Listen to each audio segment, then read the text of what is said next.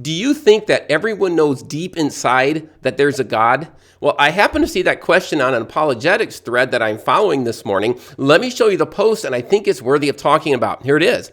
This lady writes, question, does every person in the world know deep down that there is a God? Now, I have to tell you that the grammar Nazi in me had a hard time getting past the illegal use of there and there. But when I was able to get past that, I thought that's really an interesting question because we have atheists and agnostics and believers in this world. Believers, obviously, of course, we believe that God is real and that he gave us the Bible and all that. But you have the atheists and agnostics, and the agnostics aren't sure if you can know that there's a God. And the atheists say, no, absolutely, there is no God. Well, the question that this person puts up here is, does every person know deep inside that there's a God? Now, if there's atheists and agnostics out there, we'd have to say, well, obviously, no, they don't all know that. Or is it on the other side where they do know that, but they're trying to resist it? How do we answer this question? Well, I looked through the comments, and there was an interesting comment that I saw on this thread. And this guy writes this. He says, no, because the God of this world, Satan, has dulled their minds to the gospel. So when I was lost, I don't know I was lost. Again, I had to get past the misuse of the English language here, but first thing I thought was this guy obviously has some kind of a Calvinistic bent to his theology, because a Calvinist would say that you can't respond to God in any way unless God first regenerates you. It's regeneration, then it's faith. And obviously I don't hold to that particular position, but apparently this guy does. So he says, when I was lost, I didn't know there was a God. In other words, no, people don't have this inward knowledge that there's a God. Something has to happen and they get it. So I don't think his response actually helps us to understand the answer to this a whole lot. I think that the answer is yes. I think that the answer is that we do know that there's a God. Some kind of God. I'm not saying that we know that, the God of the Bible exists, but there is some kind of a higher being. There's some kind of God because we have an innate morality built within us.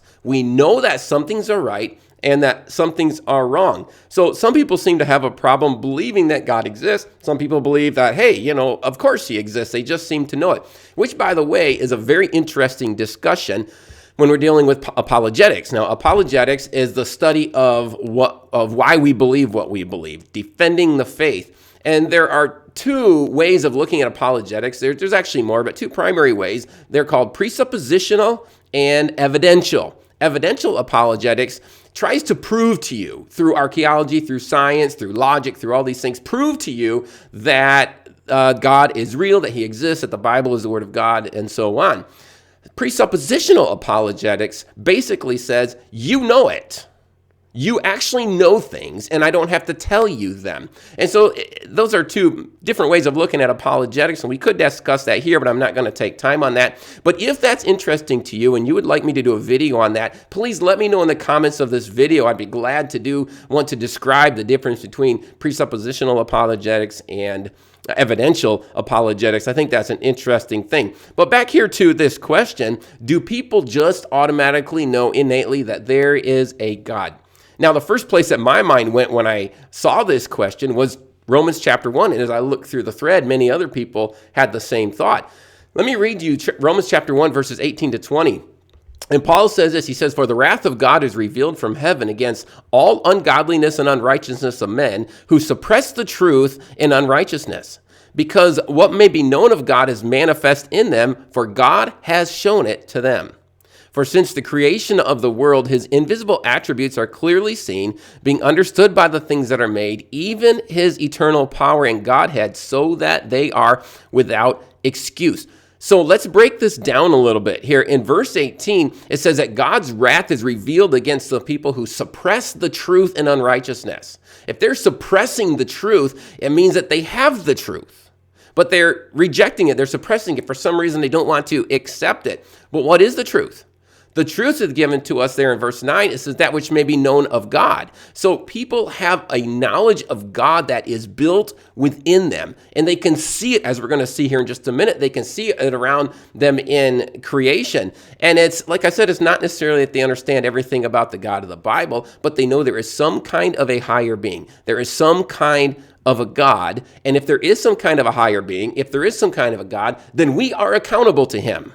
or to it or whatever. It's just saying that you can know from looking around you that there is some kind of a higher being. And if there is a higher being, he is responsible. He is the authority. And then we are accountable to him. One of the ways that we know this is because we all have this morality built within us. We know that some things are right and that some things are wrong. It's just the way that it is. Now, that doesn't mean that we agree that everything is right and wrong, that on which things are right and wrong, but we know it. Even for you to tell me, look, it's wrong for you to tell me that some things are right and some things are wrong. You're judging me and telling me that some things are right and some things are wrong. So everybody understands there are some things that are right and some things that are wrong. That is built into us from our Creator. Well, how do we know some things about our Creator? Verse 20 tells us, for since the creation of this world, his invisible attributes are clearly seen, being understood by the things that are made, even his eternal power and Godhead, so that they are without excuse. If you want to know something about God, really all you got to do is look around at creation. You look around at the clouds, you look around at the trees, you look around at under the sea. You can, if you're not a deep sea diver, look at YouTube and you can find videos down under the sea. How did all this get here?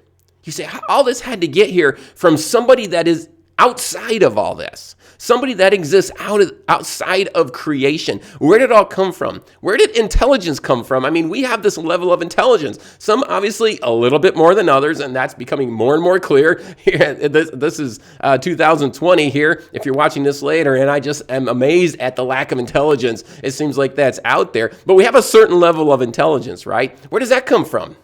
Did it just evolve out of nothing? Well, that seems ridiculous to me. Where did all the order come from that we see in society? So when we look around us, we say there has to be someone or something that's in charge that put all of this together, and that thing or that person has to be eternal to make everything that is temporal. Something that's temporary can't have always been there to make everything else. So we look around at creation, we say there has to be somebody or something that put everything together that is eternal and something that is immaterial. Material objects can't create other material objects. There has to be someone or something that is immaterial that could then create everything around us that is material. And this particular being has to be omniscient and to know everything, and has to be omnipotent to be able to do anything. Well, you start to describe the God of the Bible when you start talking like that. And so this is the way it works in my mind with my logic. And before I really even started studying apologetics, this is when I would question, hey, is all this real? Do I really believe in God? This was kind of my logic, and maybe it'll help you a little bit here. First of all is, coming from what I just said, there has to be a supreme being of some kind. I can't look around me at society and think, or not society, but the world. I can't look around me and say, oh, well, it just appeared. It just happened that way. I look around and my logic tells me that somebody with intelligence put all this stuff together. I can't accept anything different. So there has to be some kind of a supreme being. That's number one. Number two, it's logical that whatever this supreme being is would give us some kind of an idea what it's all here for, and would tell us something about himself or itself, right? Which starts to zero us in on religion, because religion, used very generically, is trying to find out what the purpose of everything is, right? And there's all kinds of religions out there, but I think is one of the religions that at least has to tell us what it's all about. Whoever this God is, or whatever this God is, that made everything, that put all this together, that put the order in all of creation, surely he or it gave us some kind of an indication about his or its character. Again, we're not to God yet. We're just to some supreme being that put everything together. So first, there's got to be some kind of a supreme being. Number two, that supreme being surely would have revealed himself or itself to us. That is logic. And the third thing is that I look at the Bible, and the Bible answers these questions. The Bible claims to be the revelation of this supreme being. The Bible gives us answers for everything, gives us answers for what in the world we're doing here, and it gives us answers for what's coming in the future, why we're dealing with all the issues that we're dealing with in life. So third, the Bible gives us that information. And fourth, this is my process of how I understand why I believe what I believe. Number four is that the Bible has evidence of being truthful. So yes, there is a supreme being. It's logical the supreme being would tell us about himself. The Bible claims to be the revelation of God telling us about himself. And number 4, the Bible has evidence that it is true. I'm not just accepting the Bible because that's what I always have heard, because all these religious books, I'll pull out the Bible and believe that one, right? No, there's reasons, there's evidence. And that also, it would make a good video. By the way, this YouTube channel, I want it to be a help to you, because my point is to try to help us understand why we believe, what we believe, and how it affects our life. And so why we believe the Bible would be interesting. So if that would be an interesting topic for you, for us to do a video on, let me know there in the comments, and I'll try to put something like that together to help us know why the Bible, right? Why not the Quran? Why not something else? Okay, so give me a comment. Let me know if that would be interesting to you. But when we get to verse 20 here in Romans 1, things get really, really serious. He says this, let me read it again. For since the creation of the world, his invisible attributes are clearly seen. These are the invisible attributes of the supreme being of God, being understood by the things that are made. That's us. Even his eternal power and Godhead. We can see that there is eternal power and eternal Godhead just by looking around us at creation. Then it says, so that they are without excuse. That phrase there at the end, without excuse, in the Greek, it means indefensible. We can look around us and we can see that there's a God out in creation, that somebody put all this together. And when we still do what's wrong, knowing that he or it is the authority, and we have this built-in moral code inside us, when we do what's wrong, we are admitting that we have no defense. We might not know everything about the God of the Bible at this point, but still when we do anything wrong, we are admitting that, hey, I am rejecting this one who created me. That's why sin is so dangerous. Now, simply observing creation isn't enough. Simply observing creation is looking at natural revelation. We can understand that there is a God, that we can understand that there is a supreme, all-powerful, omniscient being out there. That's what natural creation, looking around us at nature, does. But to really know him, we get to what is called special revelation or specific revelation, which comes in 2 forms. One is Jesus. Number 2 is the Bible. We have to read this revelation of God that he's given to us if we really want to know who he is. Now, I want to show you just one more response that was in this thread that I thought was interesting. And here it is right here. To the person asks, does everyone just know that there is really a God? And this is a response. This guy writes, no, Paul was mistaken in Romans 1. Now, I don't know this guy. I don't know if this was tongue-in-cheek or not. If it was, it's kind of funny because no, Paul didn't know what he's talking about in Romans chapter 1. Of course we know that Romans chapter 1 tells us that everybody knows that there is some kind of a God. Maybe not the God of the Bible, but some kind of a God. Of course we all know that. It's like he's saying, hey, Paul was really clear about this. But on the other hand, this guy that wrote this post, he might just be saying that Paul really didn't know what he was talking about in Romans chapter 1. Well, if that's the case, I would like to see some kind of evidence here. That's not an argument. An argument isn't, no, Paul was wrong. Why is he wrong? Why can't we use all the evidence that the Bible is actually the Word of God and is infallible? Why can't we use that to understand that what Paul said was right? Now, if this guy is going to tell us that Paul was wrong, he should give me some kind of evidence that should make me rethink everything that I believe. But he didn't do that. He just put it out there. Hey, Paul was wrong. That's the end. So I don't know how this guy meant this, but I just thought that was pretty interesting. We have to think, folks. We've got to think. I see so much today, people just aren't thinking, and that's really, really sad, I think. We need to think. We need to use the brains that God gave to us. But there is an application here in Romans chapter 1. The application is that no one has an excuse for doing wrong. You will not be able to stand before God one day and say, well, I didn't know that there was a God. No, I never had the Bible. I didn't hear anything about Jesus. You can't hold me accountable because no one ever came and told me. No, you still looked around you and you saw in creation that there is someone that is more powerful than you. It's obvious from looking around at creation. And you still decided to willingly go against the moral code that was built in you by this God. And when you did that, you affirmed the fact that I am a sinner. So you don't have to literally reject Jesus to go to hell, to never be able to go to heaven.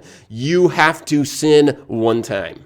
And every single person is going to do that. That's why the only way you can be forgiven from that is to come to Jesus. So there's an application here that if you never put your trust in Jesus, there is no excuse. You are indefensible before God. And another application is you need to tell people. Because people way off in some jungle somewhere that never got a chance to hear about God, they still have rejected what they could see about God through creation, and they still are condemned because of that. So this is a very serious matter. So to answer the question, does everyone know that there's a God? I think the answer is yes. We know that there is some kind of a God, some kind of a higher being that is out there. Our job then is to find out who it is. And of course, who it is the God of the Bible. And one day, maybe we'll look at some more evidence about why we believe that the Bible is true. Hey, I hope that this helped you guys out today. I know that this is a question that this person had. Maybe it's a question that you have too. If you haven't already subscribed to this channel, hit that red button and subscribe, and hit that like button. That kind of stuff just lets people know that, hey, there's something on this channel worth looking for, and then more people can hear this stuff, and hopefully they'll be helped through it. God bless you guys. I'll see you next time.